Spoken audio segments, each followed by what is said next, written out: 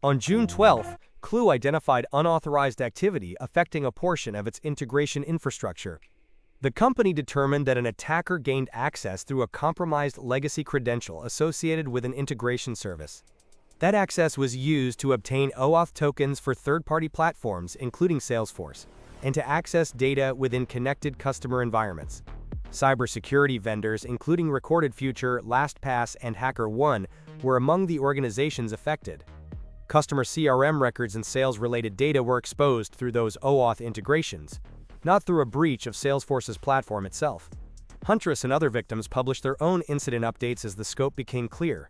OAuth tokens had become the hidden handshake that turned one vendor compromise into a supply chain crisis. The very companies paid to protect corporations had trusted a competitive intelligence vendor's delegated CRM access, and that trust became the attack path. That integration was a functional link, syncing data between Klue's market intelligence platform and the tools enterprise sales teams used every day, like Salesforce and Gong. Klue operated as a market intelligence provider, integrating with CRM and sales tools so companies could connect their cloud data for competitive research. For a sales representative staring down a quota, this was oxygen. In the hyper-competitive cybersecurity sector, this wasn't a nice-to-have, it was a necessity. To win the deal, you needed a live feed on a competitor's product roadmap, their pricing moves, the whisper of customer sentiment. Klue promised to drop that intelligence directly into the workflow, right inside the tools they lived in every day. That pitch secured its place inside the operations of numerous companies, including the very cybersecurity firms who would later become victims. They adopted it to gain an edge, not realizing they were also building a new door. The power was in the plumbing. The very core of Klue's value was its deep, seamless stitch into primary business systems, Salesforce, Gong. The integration relied on OAuth tokens, a protocol that grants applications limited access without ever handling a user's password. Think of it not as a master key, but as a valet key for your digital garage. For a salesperson, this was magic. Competitive battle cards and win-loss analysis appeared directly on the Salesforce record of a deal they were trying to close.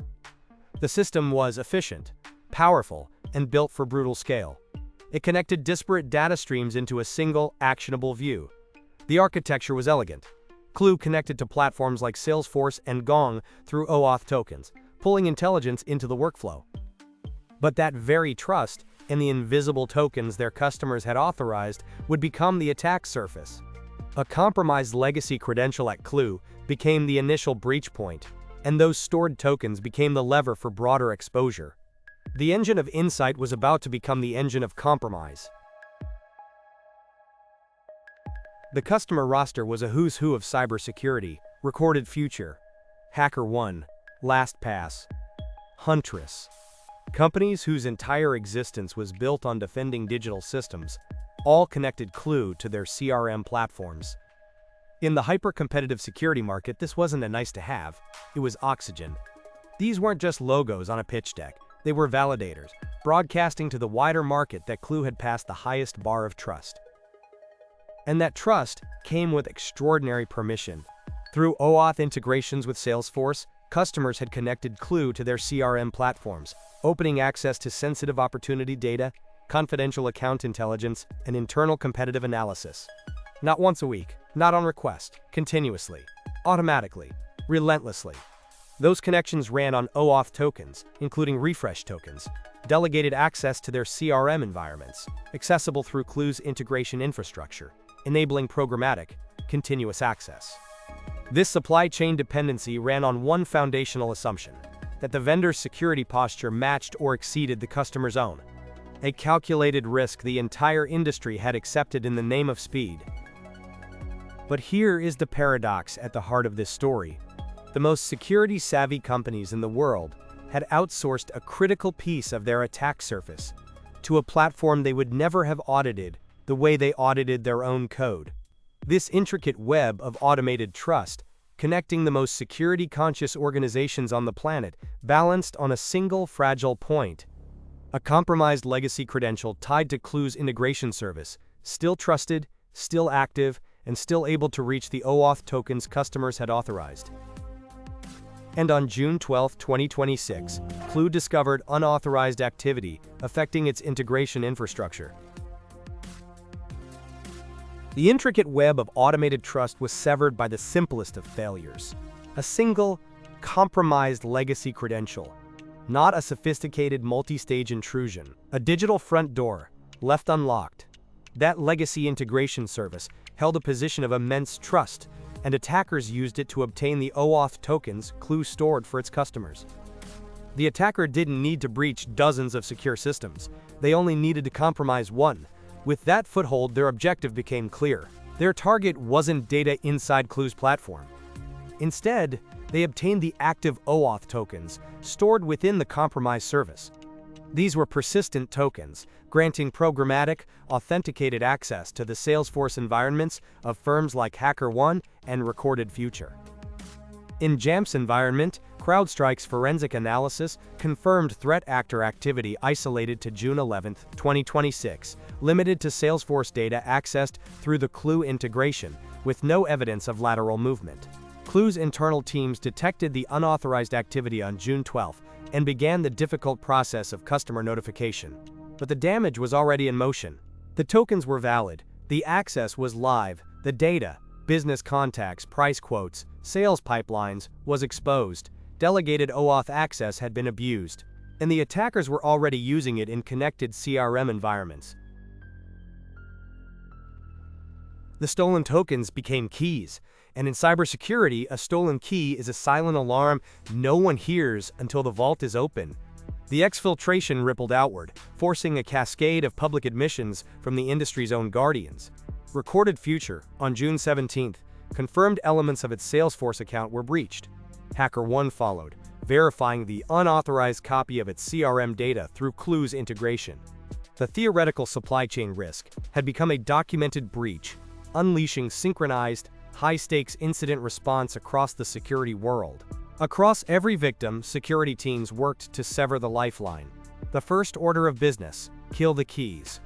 OAuth tokens connected to the Klue integration were locked down and revoked. Companies disabled the integration and launched internal investigations. Reviews of integrated applications were launched. A hunt for other potential weak links in the digital supply chain. As LastPass and Huntress also disclosed their exposure to the Klue supply chain breach, the true scale of the event became undeniable. The response was a model of crisis containment, but the core damage was already done. The attackers had proven their thesis. Forensic analysis would later confirm a grim, narrow objective. The attackers had exfiltrated data, but not the deepest secrets. HackerOne stressed the breach did not touch its vulnerability platforms. The crown jewels remained guarded. The perimeter held. But that was cold comfort. Business contacts, price quotes, sales pipelines, customer CRM data was now in the hands of an extortion group. The data itself had become the weapon. The companies had successfully contained the blast radius. They had locked down their systems and documented the attack. Yet the final unsettling chapter was still unwritten. The stolen data was out there. What would the attackers do with it? Every company that connected Klue to Salesforce handed over a key, not to a person, but to a machine. And machines don't get suspicious when someone asks them to unlock a door. The initial point of failure was a single legacy credential. One old service account, still active, still trusted. The attackers didn't break through a firewall. They did not rely on a previously unknown software vulnerability. They abused that legacy credential to reach Klue's integration layer. That credential was a loose thread, and pulling it unraveled the entire sweater. Once inside, they obtained OAuth tokens Klue held for affected customers. These tokens weren't just connectors. They were delegated keys to the Salesforce data. The integration was permitted to access Salesforce CRMs full of business contacts, price quotes, pipelines, the competitive intelligence of some of the most security-conscious companies in the world. This is where the lesson cuts deepest. OAuth tokens are not convenience features. They are credentials with scoped access to the data they touch. Yet they are routinely granted, rarely rotated, and often receive less scrutiny than a human user's password. In many organizations, they exist in a security blind spot, trusted, persistent, invisible. The response from Huntress, Recorded future. LastPass. HackerOne. They did the right things. Immediate revocation. Reviews of integrated Salesforce applications. Direct engagement with Salesforce for forensic logs. In Jamf's review, CrowdStrike confirmed threat activity isolated to the Klue integration on June 11th, with no lateral movement and no deeper compromise. The internal segmentation held. But that containment was reactive. The real framework starts before the breach. Zero trust must extend past your network edge and into every vendor integration. Every API call from a third-party partner should be treated as potentially untrusted, verified, logged, and rate-limited.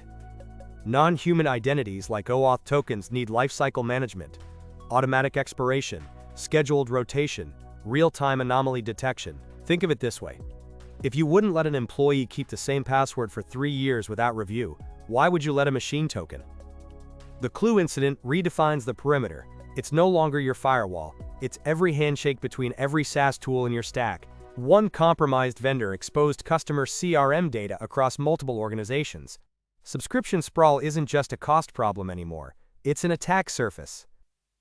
Before we conclude, this analysis is educational only and does not provide exploit instructions. If this analysis of Klue's vendor integration failure clarified the risk, a like helps us reach more security-minded viewers. Which vendor integration in your environment deserves the next audit?